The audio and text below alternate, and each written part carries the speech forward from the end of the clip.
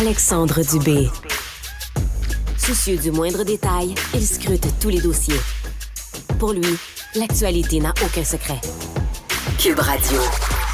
C'est une condition pour que le mariage entre le NPD et les libéraux fonctionne. Ottawa qui a annoncé l'élargissement du programme fédéral de soins dentaires.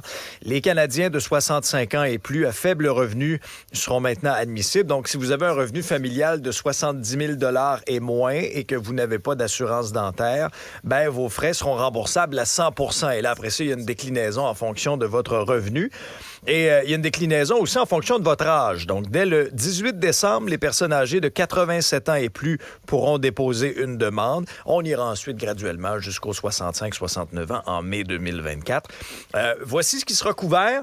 En termes de services dentaires, nettoyage, détartrage, examen, radiographie, plombage, prothèse, chirurgie également. Donc, c'est quand même assez large en réaction. Gisèle Tassé-Goodman est présidente de la Fédération de l'âge d'or du Québec, la FADOC.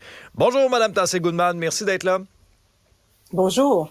Alors, comment vous accueillez cette annonce-là du fédéral? Alors, c'est une très bonne nouvelle. Vous savez, les 65 ans et plus s'en réjouissent. Et nous aussi au réseau FADOC, parce que nous sommes très satisfaits. Ça fait longtemps que les aînés attendaient cette mise en place-là du programme canadien de soins dentaires. Alors, s'il y a bien des éléments qui vont être couverts, vous les avez mentionnés, on est très contents. C'est évident, on déplore par contre le processus qui va entourer le déploiement qui semble complexe présentement. Alors, nous autres, on est un petit peu inquiets sur la mise en place du programme. On espère que ce sera pas trop compliqué, que ce sera pas trop long non plus, mais on se dit tout de même que c'est une première étape. Les gens doivent, dans un premier temps, recevoir une lettre de Service Canada et s'inscrire s'ils veulent valider leur admissibilité. Donc, ça veut dire que dans moins d'une semaine, donc lundi prochain, le 18 décembre, les 87 ans et plus vont pouvoir commencer, à partir du moment qu'ils ont reçu la lettre de Service Canada, s'inscrire auprès du ministère. Quand vous dites « j'ai des inquiétudes », c'est que ce soit compliqué, là. C'est-à-dire que là, il faut s'inscrire sur un système de réponse vocale interactive automatisé. Il y aura ensuite un portail en ligne. Craignez-vous que ça va être un frein pour certaines personnes de 65 ans et plus qui peut-être maîtrisent un peu moins les outils technologiques? Exactement. Il va falloir avoir des personnes qui répondent aux questions parce qu'il va y avoir des questions de la part des aînés.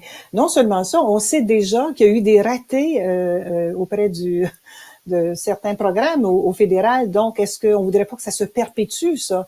Puis, comme j'ai mentionné, il y aura des questions. Il faut des personnes pour répondre parce qu'on peut pas laisser les aînés poireauter au téléphone pendant 45 minutes, 1 heure à attendre pour qu'on puisse répondre à leurs questions sur ce nouveau programme dentaire-là.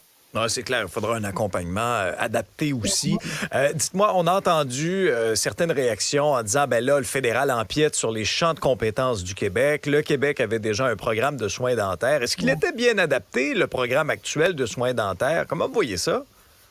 Ben, écoutez, c'est une de nos inquiétudes aussi. Ça concerne, vous savez, cette entente-là entre les provinces, les territoires. Il va falloir que ce soit fignolé.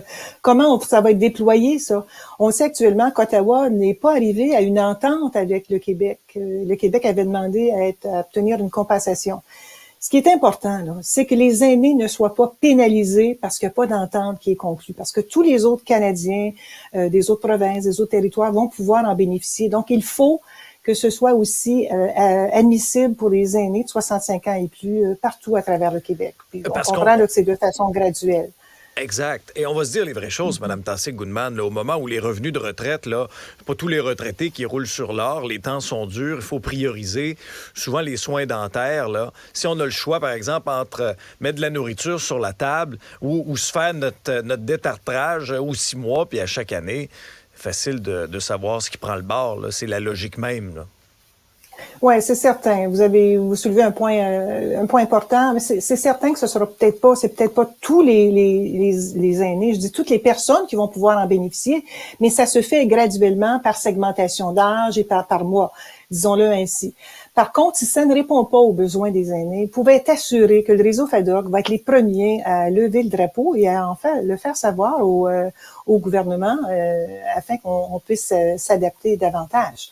Mais vous savez, à partir de lundi prochain, le 18 décembre, les 87 ans et plus ont peut-être déjà reçu une lettre de Service Canada. Donc, vont pouvoir, à partir de lundi, s'inscrire en ligne. Mais là, je le rappelle aux gens là, ce matin qui nous écoutent, ça c'est important, c'est que les personnes ne doivent pas avoir accès à une assurance dentaire. C'est une condition. Oui.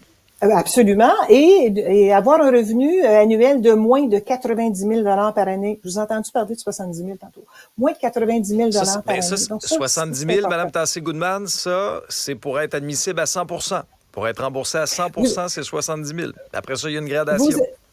Oui, vous avez tout à fait raison. Mais vous savez, c'est une première étape. Faut pas se le cacher. Hein, de donner une chance au programme, qu'on puisse fignoler ça, le mettre en place.